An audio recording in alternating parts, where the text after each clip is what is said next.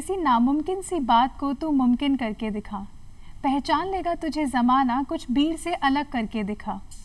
कहीं जीत बाकी है तो कहीं हार बाकी है, अभी तो जीवन का सारा सार बाकी है। यूँ चले हैं हम हमारी मंजिल को पाने के लिए, ये तो केवल एक पन्ना है, अभी तो पूरी किताब बाकी है। दोस्तों, एक बात हमेशा याद रखिए, अपनी काबिलियत पर हमेशा भरोसा रखिए, सफलता तुम्हारे बहुत करीब है। नमस्कार दोस्तों, मैं हूं बबीता प्रधान, आप सभी का स्वागत करती हूं आप सभी के पसंदीदा कार्यक्रम धरती धरारी में। आज हम आपको मिलवाने वाले हैं एक बड़े ही स्पेशल गेस्ट से। वे एक बड़ी ही मल्टीटास्किंग, मल्टी टैलेंटेड पर्सनालिटी हैं। वे डायरेक्टर हैं, स्पीकर हैं, जर्नलिस्ट हैं, ब्रांड कंसल्टेंट हैं, मोटिवेशनल स्पीकर हैं और साथ ही में एजुकेशनलिस्ट भी हैं। तो आइए मिलकर स्वागत करते हैं श्री सुनील नारनौलिया जी का। सुनील जी, बहुत बहुत स्वागत है आपका हमारे इस कार्यक्रम में। कैसा फील कर रहे हैं सर आज हमसे जुड़कर? पहले तो बहुत बहुत आभार आपका कि आपने मुझे योग्य समझा कि मैं इस मंच पर आकर कुछ बोल सकता हूँ। और जाहिर सी बात है, जिस दूरदर्शन को देखकर मैं बड़ा हुआ हूँ, तो कहीं की ख्वाहिश थी कि कभी मुझे भी यहाँ आने का मौका मिले। आप प्राइवेट चैनल्स में कितने चले जाओ, इसका एक अलग चार्म था और आज आपने मुझे वो चार्म जो पूरा करने का जो सौभाग्य दिया, उसके लिए बहुत बहुत धन्यवाद। और वाकई बड़ा अच्छा लग रहा है, बहुत रिलैक्स लग रहा है, एनर्जेटिक फील कर रहा है। जी सुनील जी, हमें भी बहुत अच्छा लग रहा है जिस मोटिवेशन के साथ में आपने अभी हमसे बोला, ये सब दूरदर्शन के लिए। और दूरदर्शन एक बहुत ही खूबसूरत प्लेटफॉर्म है जहाँ पे हम जो हमारे गेस्ट हैं धरती धरारी के माध्यम से हम हमारे गेस्ट की जो जीवन यात्रा है, उनकी प्रोफेशनल लाइफ है, उनकी फ्यूचर प्लानिंग है, उन सभी को हमारे दर्शकों के साथ में शेयर करना पसंद करते हैं। तो सुनील जी, आपकी बात करें, बहुत से गुण आपके अंदर हैं। आप स्पीकर हैं, डायरेक्टर हैं, लिरिसिस्ट भी हैं और साथ ही में एजुकेशनलिस्ट भी हैं। तो इतना सब आपके अंदर है। तो अगर मैं बात करना चाहूँ तो जीवन का सफ़र कैसा रहा, खासकर कि बचपन कहाँ बीता? बचपन की बात करें तो मेरा जो बचपन कहूँ, बचपन ही क्या उसके बाद की बात भी अगर मैं देखता हूँ तो अभी देखिए बड़े बड़े दरख्तों के बीच में कुछ छोटा सा पौधा निकल आता है ना, कुछ वैसे हालात मेरे रहे। अगर मैं अपने फैमिली को याद करता हूँ तो मेरे जो दादाजी थे वो एक बहुत ही रिनॉन्ड शख्सियत थे और आसपास के गांवों तक में उनकी वो कहूँ नाम चलता था जी। उस तरह वो जॉब भी करते थे उस वक्त। तो आप समझ के चलिए, आज से 60 साल 70 साल पहले कोई एक अच्छी वेल पोजीशन पे जॉब करने वाला आदमी किस तरह का होगा। तो फिर उसके बाद में हमारे पिताजी भी उसी तरह से रहे। लेकिन दादाजी की अर्ली एज में ही डेथ हो गई थी, करीब पापा बताते शायद 2 या 3 साल के थे तभी डेथ हो गई थी उनकी। तो फिर सारे सर्कमस्टांसेस बदल गए एकदम से। आप समझ सकते हैं, फिर वो क्राइसिस भी आती है, सारी चीज़ें आती हैं। लेकिन उस वक्त दादी जी ने बड़े हौसले से काम किया। जो हमारे पापा थे, ताऊ जी वगैरह थे, बुआ जी वगैरह थे, उन सबको अच्छे से संभाला और आगे बढ़ाया। अब ऐसे हालात के अंदर जब मैं देखता हूँ कि जहाँ मेरे दादाजी का आसपास नाम चलता हो, तो आपको कहा जाए बार बार के अंदर फैमिली के अंदर अपने दादाजी से बनकर दिखाना। मैंने अपने पापा को देखा स्ट्रगल करते हुए, संघर्ष करते हुए, बहुत सारे लोगों के काम आते हुए। तो अपने आप एक दबाव होता है कि उनके जैसा कुछ करके दिखाना है, कहीं उनके नाम को कहीं ख़राब नहीं कर दूं, ऐसा नहीं हो जाए, वैसा नहीं हो जाए। घर की अगर बात करूँ, मेरी मम्मी हाउसवाइफ हैं, लेकिन अल्टीमेट मुझे तो लगता है कि मतलब जैसे एक इंडियन विमेन जिसे कहते हैं, आदर्श नारी वाली बातें, और सारी बातें आपको उनमें देखने को मिल सकती है। हम 5 भाई बहन हैं, मैं दूसरे नंबर के ऊपर हूँ। मेरी बड़ी बहन की बात करें तो वो भी उसी तरह से मल्टीटास्किंग, बहुत सारे काम कर लेना। छोटे भाइयों की बात करूँ तो वो सबके सब भी इसी तरह एक से बढ़कर एक। वो फिजिकली देखिए मुझसे कहीं बहुत बहुत आगे, मेंटली बहुत अच्छे स्पीकर, बोलते बहुत अच्छे हैं, सारी चीज़ें। अब ऐसे सारे माहौल के अंदर मैं अपने आप को बड़ा अंडरएस्टिमेटेड महसूस करता था कि यार तू तो कुछ है ही नहीं पता क्या कि आपके बहुत सारे इस तरह से हर तरफ कंपटीशन नज़र आता रहेगा कि ये भी तेरे से बेहतर, ये भी तेरे से बेहतर। तो इस बेहतरी की दुनिया के अंदर वो मेरे दोस्त जो संदीप जी हैं, वो ये चाहे हमारे और जो स्टाफ के हैं, प्राप्ति हैं, और जो मानसी जी वगैरह हैं, सब मतलब हर एक आदमी मुझे मेरे से बेहतर लगता रहा। लेकिन मेरे अंदर एक बात जो मुझे लगती है, जो इन सबसे ज़्यादा बेहतर है, कि मैं बिल्कुल धरती पकड़ टाइप का आदमी हूँ। जो सोच लिया तो सच करके ही दम लिया। मुझे नहीं लगता है कोई मुश्किल ऐसी हो सकती है जो कि मुझे हरा दे। अगर मैंने ठान लिया मैं करके रहूँगा तो फिर मैं रहूँगा वाली सी स्थिति रहती है। तो इसी तरह से बस अपने आप को सोचा और आगे बढ़ाने की कोशिश की कि हाँ, पढ़ने का मुझे बहुत शौक़ रहा। इतना पढ़ा, और शायद मैं सभी से दर्शकों से भी ये कहना चाहूँगा कि ज़िंदगी में जितना आप बोलते हो, अगर 2 शब्द बोलना है तो पहले 100 शब्द हैं वो पढ़िए, तब आप अच्छा बोल पाएंगे।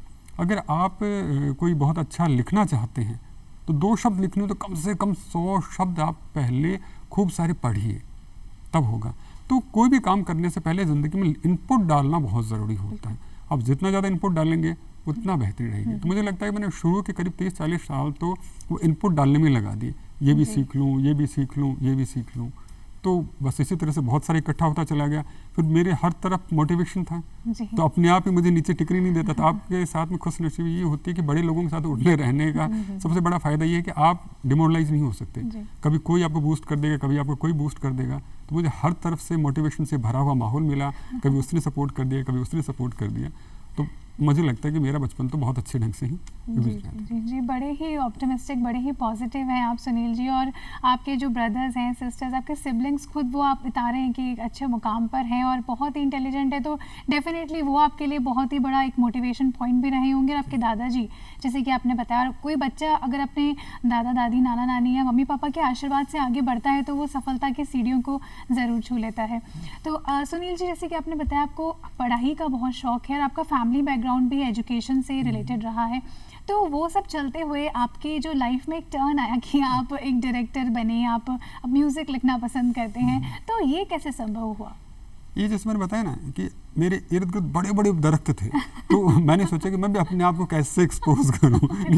कि मैं अंदर एक ज्वालामुखी से धधक रहा था, मैं भी अपने आप को दिखाऊं, मैं भी अपने आप को दिखाऊं। तो मुझे लगता था कि मैं स्पोर्ट्स में अच्छा नहीं हो सकता। वैसे एक बात, स्पोर्ट्स की अगर बात आई है तो मैं बताऊं, बचपन का सा वाक़या याद आता है कि एक स्पोर्ट्स ऐसी जगह होती थी जहां मेरे आने से उस माहौल में दहशत सी होती थी। ऐसा क्यों? उसकी वजह ये होती थी कि जो टीम होती थी ना, बस सोचती रहती थी कि किसके हिस्से में ये जाएगा किसके हिस्से में ये जाएगा। वो इसलिए नहीं सोचते कि मैं कोई अच्छा खेलता था, वो इसलिए सोचते थे कि हमारे हिस्से में नहीं आ जाए क्योंकि ये हमारे हिस्से में आ गया तो एक आदमी तो बेकार हो गया है। तो मतलब उस तरह का आदि मान के चलिए। नहीं, मैं स्पोर्ट्स में भी जीरो हो गया और चीज़ों में भी जीरो हो गया, बस पढ़ने का शौक रहा, लिखने का शौक रहा, तो उसी चीज़ से मैं आगे बढ़ता। अच्छा सॉरी, मैं सवाल भूल गया, क्या पूछा था आपने? जी, मैंने से ये सवाल पूछा था कि एजुकेशनलिस्ट फैमिली से आप बिलोंग करते हैं, तो आप डायरेक्टर एंड स्पीकर। मैंने बताया, फिर अपने आप को मैं भी दिखाना चाहता था कि मैं भी कुछ हूँ। तो लिखने का मुझे बड़ा शौक रहा, लिखने का है, अपने आप को प्रेजेंट करने का है, लेकिन कॉन्फिडेंस बहुत लो था, बहुत लो। मतलब कि नहीं, मुझे डर भी लगता था कि नहीं, आज मैं जिस तरह से सैकड़ों शोज़ कर चुका हूँ, ये बहुत सारी इतनी हज़ारों के तादाद में सेमिनार्स कर चुका हूँ, और तो मुझे भी होता है क्या मैं वही हूँ जो पहले ज़रा सी बात कहने में डरता था। ज़रा सी बात में सो जाता, कैसे कहूँगा, कांपने लग जाता, शिवरिंग होने लग जाती थी। इंट्रोवर्ट। हाँ, बहुत ज़्यादा, बहुत। मतलब मुझे पहली बार ध्यान आता, जब मैं पहली बार मंच पे चढ़ा था तो मेरा गला सूख गया था, शिवरिंग सी हो रही थी, पता नहीं क्या होगा क्या नहीं होगा। बोलते बोलते कुछ बोल गया था, सारी हंसने लग गए थे लोग, लेकिन फिर भी अपने आप को नहीं संभाला, बोलना वाली सी। तो वो अपने आप को जो जाहिर करने की जो इच्छा थी ना, तो मुझे लगा मेरे पास सबसे अच्छा जो साधन था वो लिखना था, कि मैं वो लिखूंगा तो वो लोगों को आकर्षित कर सकता है। तो मैंने वो लिखना शुरू किया, छोटी छोटी गज़लें लिखता था, कविताएं लिखता था, और जो चीज़ें लिखता था, और वो हमारे आसपास के यार दोस्तों में, कहीं भाइयों में, कहीं परिवार में, कहीं पसंद आने लगी लोगों को। और एक हादसा, जो हादसा ही कहूँगा उसको, वो याद आता। अक्सर क्या होता है कि आप कुछ लिखें और वो इतना पसंद किया जाए कि आपको नहीं पता हो कि थर्ड जगह आप गए हैं, और वहाँ पर जाकर आपसे कोई ये कहता है कि मैं आपको बहुत अच्छी चीज़ सुनाता हूँ, और फिर वो आपके यहाँ चलिए सुनाइए, और आपके सामने आप ही की चीज़ पढ़ी जाए, तो आपके लिए बड़ा होता। तो ऐसी घटना मेरे साथ में घटी कि एक किसी ने मेरे सामने मेरी ही चीज़ पढ़ी, तो मुझे लगा कि नहीं, मैं कुछ अच्छा लिखता हूँ, तो फिर मैं उस तरफ बढ़ने लग गया। लेकिन मेरे पापा, जैसा अभी आपने जिक्र किया कि वो सिविल सर्विसेज वाला माहौल रहता था, सब के सब सर्विस क्लास लोग थे, तो मैं भी उसी तरफ जाना, कहीं ना कहीं एक लेगेसी होती है, उसे मेंटेन करना आपकी जिम्मेदारी भी होती है। तो मेरे कंधों पर भी दबाव था कि मैं भी उस लेगेसी को मेंटेन करूँ। पढ़ाई में जैसे मैंने कहा ठीक ठाक था, बहुत अच्छा नहीं था, लेकिन ऐसा ठीक ठाक कि अपना मकाम खुद बना सकता हूँ, इस तरह का मैं था। तो ये भी था कि हाँ, ये कर सकता है, अगर चाहे तो ये कर सकता है। लेकिन मेरे दिमाग में तो बताया खलल चल रही थी कि मुझे भी अपने आप को जाहिर करना है, मुझे भी अपने आप को जाहिर करना है, उसकी प्रशंसा होती है, उसकी प्रशंसा होती है, उसको अच्छा कहते हैं, मुझे भी तो कहना चाहिए ना। कुछ पढ़ाई के जो आउटकम होते हैं बहुत बाद में नजर आते हैं। आप स्पोर्ट्स में अच्छे हो, इमीडिएट आपको तारीफ मिल जाती है, और क्या खेला, आप डांस अच्छा किया, और क्या डांस किया, आप और कुछ अच्छे, आप चेहरे से अच्छे हो तो अरे कितना अच्छा है। लेकिन पढ़ाई वाला आउटकम आते आते आपको बरसों लग जाते हैं। आप 20 के होते, 25 के होते, 30 के होते, फिर आपको जॉब लगती है, तब आप प्रूव कर पाते हैं कि। तो मेरे अंदर शायद वो पेशेंस नहीं था जी। तो फिर मैं अपने आप को एक्सपोज करने की लग गया। खुद को एक्सपोज में इसलिए बोल रहा हूँ कि नहीं, अच्छा हो चाहे बुरा हो, मैं अपने आप को दिखाऊं तो सही, जिस चीज़ में काम कर सकता हूँ वो करूँ तो सही। फिल्म देखने का मेरे को शौक था, तो बस मैं वो लिखता गया और आगे करता चला गया। लेकिन बताया ना कि इतना डर भी था कि मैं दूसरों को जाकर बताऊं कैसे, किसी प्रोडक्शन हाउस हो जाए कैसे कहूँगा आप मेरा गाना सुन लीजिए, आप मेरा ये सुन लीजिए, वो हिम्मत भी नहीं थी। तो वो सारी चीज़ें दबी भी रह गई, तो अंदर चल भी रहा था और अपने आप को मैं कह भी नहीं पा रहा था। तो अपने आप को सिर्फ जाहिर करने की इच्छा नहीं मुझे इस तरफ मूव करवाई। बिल्कुल, और आपने काफ़ी स्ट्रगल भी देखा है अपने बचपन में, और कंपटीशन करते करते आपको बहुत ही अच्छा मुकाम भी आज हासिल हो गया। ये हम आप एक बहुत अच्छा एग्जाम्पल भी हैं इन चीज़ों के लिए। जैसे कि आपने बताया आपको पेशेंस नहीं था, लेकिन मैं ज़रूर कहूँगी सुनील जी आपको बहुत ही अच्छा पेशेंस था कि आपने एजुकेशन भी करी, आप पढ़ाते भी थे और साथ ही में आपने अपना जो शौक़ है उसको प्रोफेशन के अंदर कन्वर्ट करा। आपने बताया सुनील जी आप लिखते थे, तो हम जानना चाहेंगे आप क्या लिखते थे और कुछ आप सुना सके हमें आपका लिखा हुआ। अभी मेरी हाल ही में एक गज़ल रिलीज़ हुई है। हाँ जी। मैं उससे की चंद लाइनें आपको बताना चाहूँगा जी। और उसे अच्छा अप्रिशिएट किया गया है, किया जा भी रहा है। बिल्कुल। वो मैंने लाइफ के ऊपर लिखी, थोड़ा फिलोसफिकल थॉट के साथ में है। और वैसे ही बता दूं, मेरे गाने की ज़रूरत नहीं है, बिल्कुल सर, वैसे जैसे आपका मन हो। कभी फूलों से नाजुक है, कभी चुभती है कांटों से, कहीं दिन का उजाला है, कहीं रजनी है सांसों की, न जाने कितने रंग इसके, रंगों की होली जिंदगी, कटी जेब से कभी खाली, कभी खुशहाली जिंदगी। हो नाराज जुदा हो जाए, सितारों में कहीं खो जाए, समझना है बहुत मुश्किल कि किस पल की ये कब हो जाए। फिर मिलने का कहीं वादा, कहीं मुट्ठी खाली जिंदगी, कटी जेब सी कभी खाली, कभी खुशहाली जिंदगी। बहुत खूबसूरत आपने लिखा, और आपने इन लाइंस के अंदर एक लाइफ की जो ब्यूटी है उसको बहुत खूबसूरत तरीके से बताया सुनील जी। बहुत ही अच्छा लग रहा है कि आप इतना खूबसूरत लिखते हैं और काफ़ी समय से आप लिखते आ रहे हैं। सुनील जी, जैसे कि अभी आपकी लाइफ जर्नी की बात हो रही थी, आपने बताया आपको पढ़ना पसंद है और आपने पढ़ाया भी है, तो एक बायो सब्जेक्ट है जो कि बहुत से बच्चों को टफ भी लगता है, तो वो आपने पढ़ाया है, तो वो दौर कैसा रहा? क्या अभी भी स्टूडेंट से आप कनेक्ट हैं? क्या वो आपको याद करते हैं? हाँ, वो तो याद करते हैं, मिलते हैं। अब जैसे मेरे पढ़ाए हुए कई मैं देखता हूँ डॉक्टर्स बन चुके हैं, इंजीनियर्स हो चुके हैं, और भी अलग अलग प्रोफेशन में। पीछे अभी एक थे तो वो मिले कि CI वगैरह बन गए, तो आए वो देखा मैंने, तो देखते फिर आगे पास से पहुँच हुई, तो मैं समझ नहीं पाया। सर बोले आपको याद में पृथ्वी,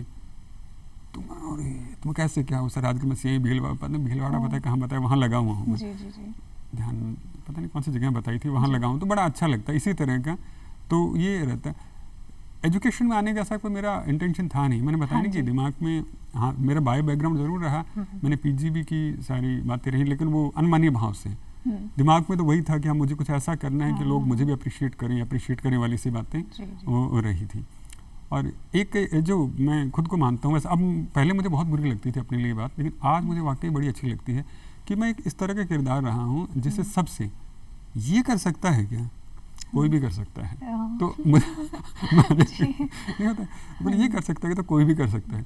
तो मेरे आसपास के जो लोग थे ना, इस तरह से यार इसने कर लिया कि चलो हम भी कर लेंगे, तो मैं आज उन लोगों को देखता हूँ वो बहुत इंस्पायर हो गए, बहुत अच्छा कर पाए जी। जो उन्हें लग रहा था नहीं कर पाएंगे, फिर उन्होंने देखा इसने कर लिया तो हम तो आराम से कर लेंगे।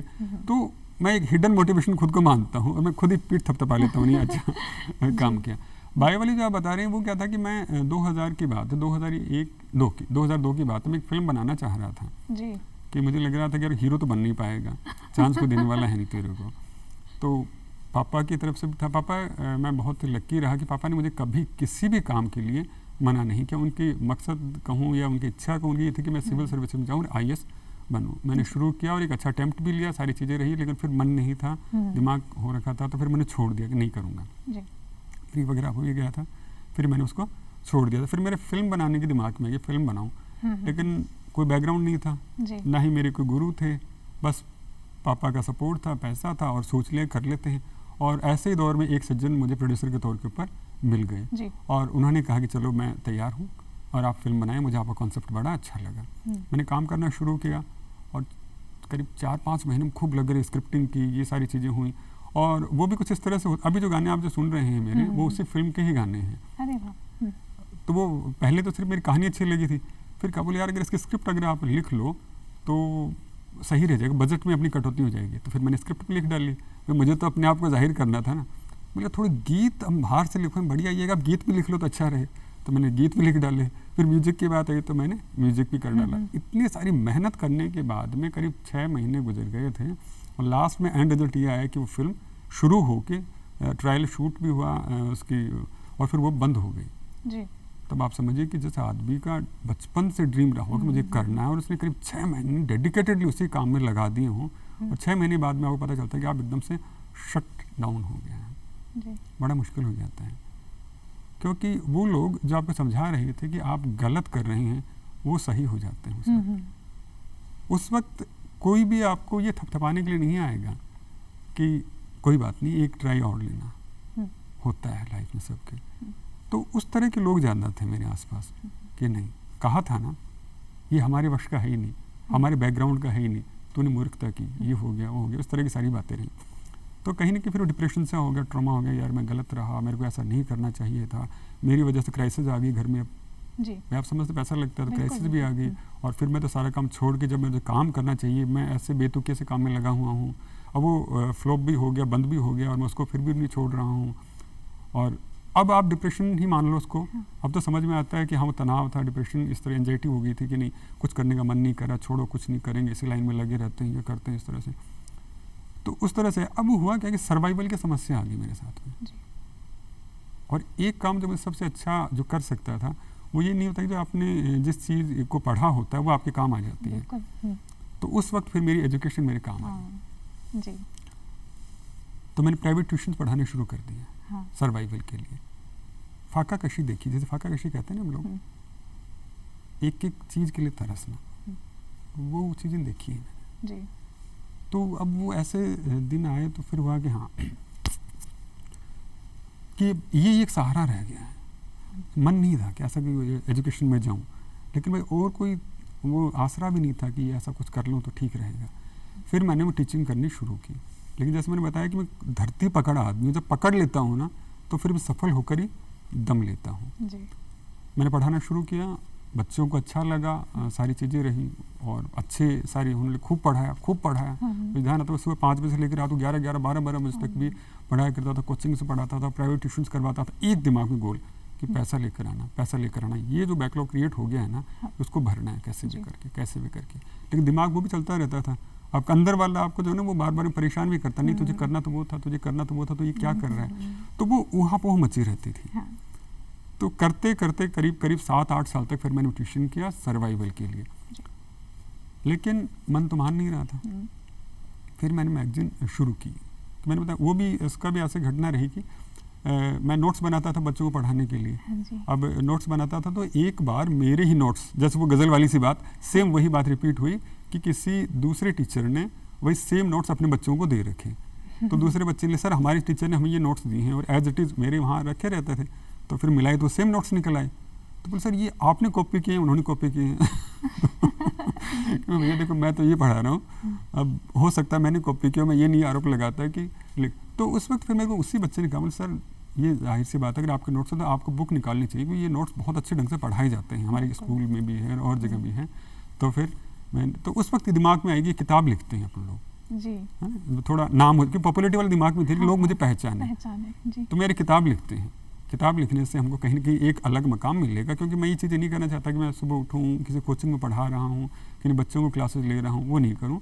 मैं एक अपना अलग मकाम बनाने की मेरी इच्छा ज़बरदस्त थी, कुछ अलग बने। पैसों के लेकर मेरे दिमाग में आज भी नहीं है कि मुझे पैसा बहुत ज़्यादा चाहिए।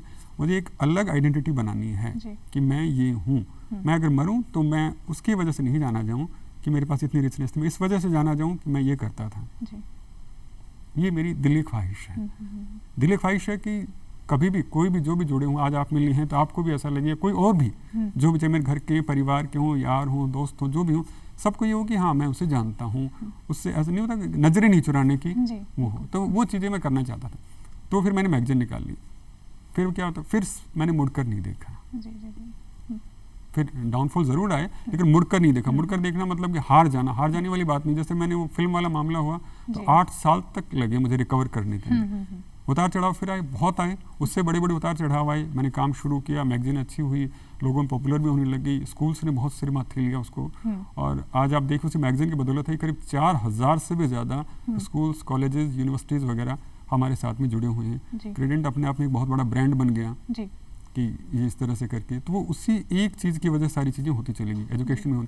फिर उसको देख देख के अंदर हमने एक प्रोग्राम शुरू किया कि बच्चों को और मैक्सिमम कनेक्ट करें सिर्फ प्रमोशनल के लिहाज से, कि मैगजीन ज़्यादा प्रमोट हो पाएगी, तो हमने किया। अब उस प्रोग्राम को जब किया तो वही दोबारा प्रोग्राम में बुरी तरह से फ्लॉप हो गया और इस बार पैसों का ज़बरदस्त वाला सा मामला लगा। और फिर वो जो 1 साल है ना, वो पांडवों का जैसे अज्ञातवास था ना, बिल्कुल उस तरह से कटा। आपके ऊपर जब मांगने वाले आते हैं ना, और जब आपको लगता है कि अब आपको चुकाना पड़ेगा, आपको ये करना पड़ेगा, और आपको लगता है कि अब आपके ऊपर लीगल एक्शन भी हो सकते हैं, तो बहुत स्ट्रेस हो जाता है आपको। ये बात कर रहा हूँ 2010 की 11 की। तो फिर वैसी सिचुएशन आ गई।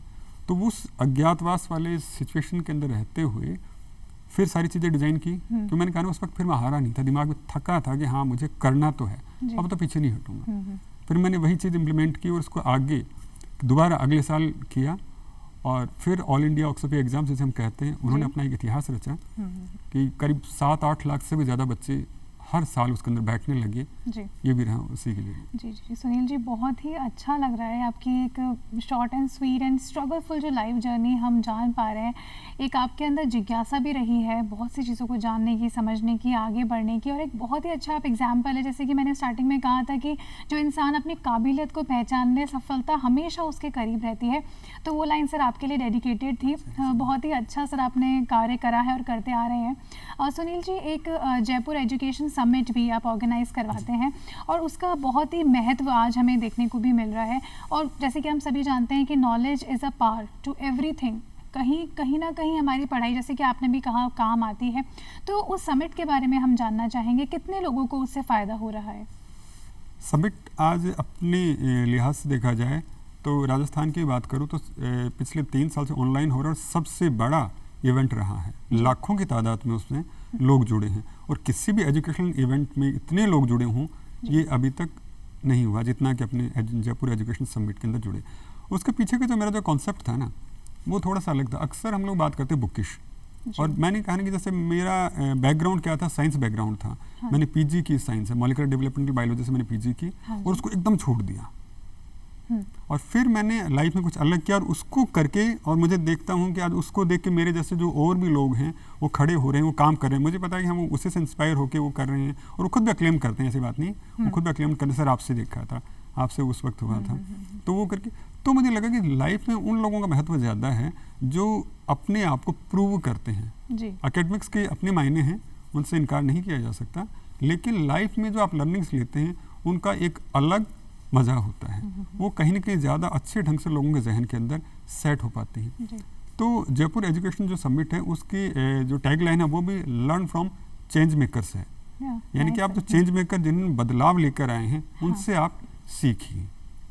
तो उसके जरिए हम बच्चों को जोड़ते हैं, बच्चे उसके अंदर आते हैं, अलग अलग विषयों के ऊपर हम उसमें, ऐसा नहीं है सिर्फ एजुकेशन की बात करते हैं, पॉलिटिक्स की बात भी करते हैं, हम सोशल की बात भी करते हैं, एंटरटेनमेंट की बात भी करते हैं। एजुकेशन की तो होती ही होती है, सभी आयामों की उसके अंदर बात होती है। और कोशिश ये होती है कि लोग उसमें उन चेंज मेकर से सीखें। ज़रूरी नहीं है कि आज आप एंकर हैं तो आपने एंकरिंग का कोई कोर्स कर रखा है, लेकिन आप एक बेहतरीन एंकरिंग कर रही हैं तो आपसे सीखने को बहुत कुछ है। तो हमारी कोशिश रहेगी कि हम बबीता जी से उन लोगों को रूबरू करवाएं, क्योंकि वो एक लाइव एग्जाम्पल है, वो बुक को उन्होंने अपने अंदर डाल लिया है। तो हमारी कोशिश यही थी कि इस तरह के लोगों को लेकर आया जाए, उनके ज़रिए हम बच्चों को सिखाएं कि ज़िंदगी सिर्फ उन किताबों तक ही सीमित नहीं होती है। किताब सिर्फ आपको एक पाथवे देते हैं कि आपको इस तरफ जाना है, आपको जाना है और किस रफ्तार से जाना है, ये वो इंस्पिरेशन देती है आपको जो आपको अपने सराउंडिंग में मिलती है, जो आपका मकसद होता है। और एक बात हमेशा मानता हूँ कि वो जो मकसद आप अपने आसपास देखते हैं ना, जिस दिन आप उसको मोटिवेशन बना लेते हैं उस दिन आपको जीतने से कोई नहीं रोक सकता। आपको मोटिवेशन ज़रूर तब तक पड़ती है जब तक कि आप अपने मकसद को नहीं समझ पाएँ। जिस दिन आपका मकसद मोटिवेशन हुआ, आप फुलफिल्ड हैं। मुश्किलें कितनी भी आएँ, आप हमेशा हंसते हुए मुस्कुराते हुए आगे निकल जाएंगे। बिल्कुल। और सुनील जी, बहुत ही प्रैक्टिकल अप्रोच है कि एक बुकिश नॉलेज, बहुत सी चीज़ें हमें सीखने को मिलती है, बट आप एक प्रैक्टिकल नॉलेज जो इस समिट के थ्रू दे रहे हैं, ये बहुत ही सराहने वाली बात है। साथ ही में सुनील जी, आपके जो काफ़ी सारे शोज़ हैं वो केवल भारत में ही नहीं, भारत के बाहर सऊदी अरेबिया, UK, इन सब जगह पे काफ़ी ज़्यादा पसंद किए जा रहे हैं, सिंगापुर।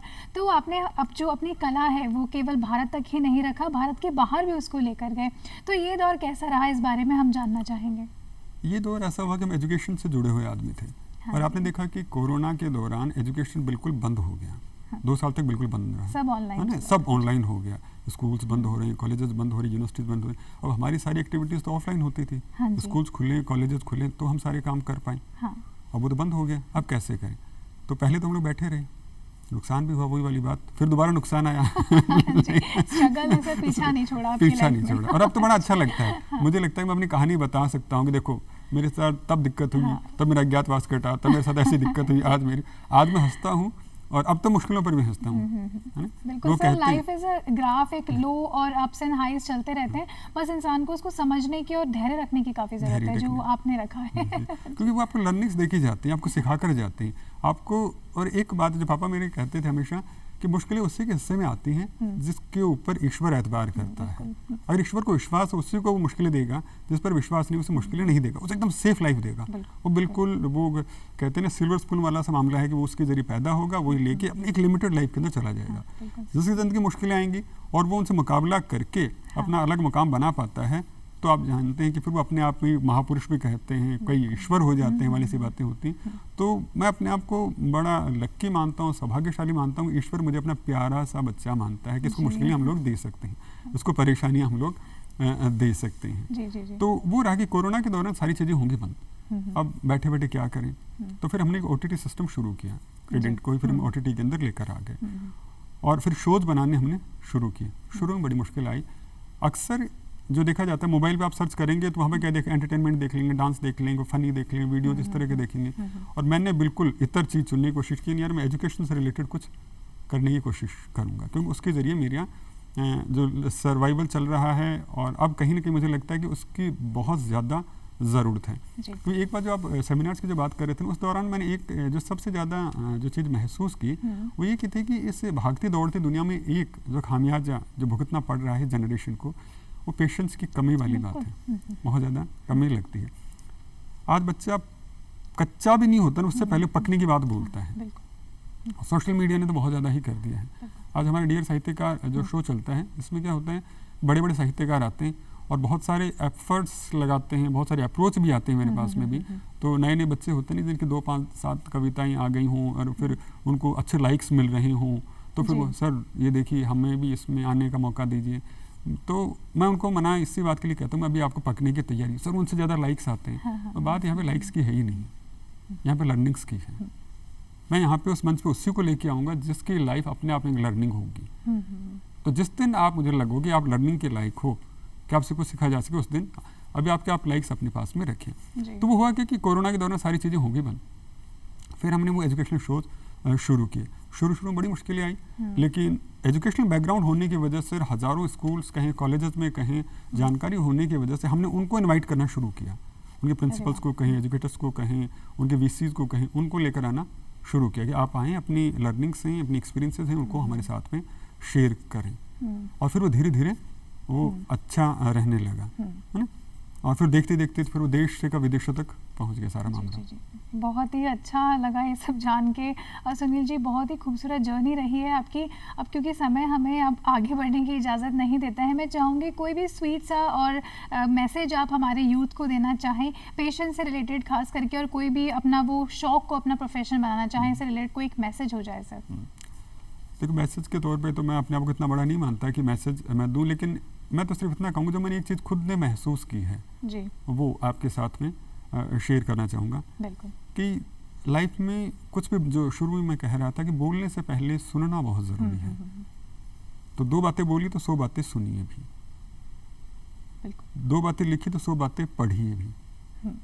और साथ के अंदर आपके अंदर एक खुद के ऊपर यकीन होना बहुत ज़रूरी है। क्योंकि आप पर लोग तब यकीन करते हैं कि जब आप खुद के ऊपर यकीन करना शुरू कर देते हैं और उससे साबित करना शुरू कर देते हैं। दुनिया तभी साथ देगी जब आपने अपने आप को प्रूव कर दिया है। और एक जो मुझे लगता है सबको जो सोचनी चाहिए बात, और मैं उससे बहुत ज़्यादा फोकस करता हूँ, जड़ों से जुड़ा होना बहुत ज़रूरी है।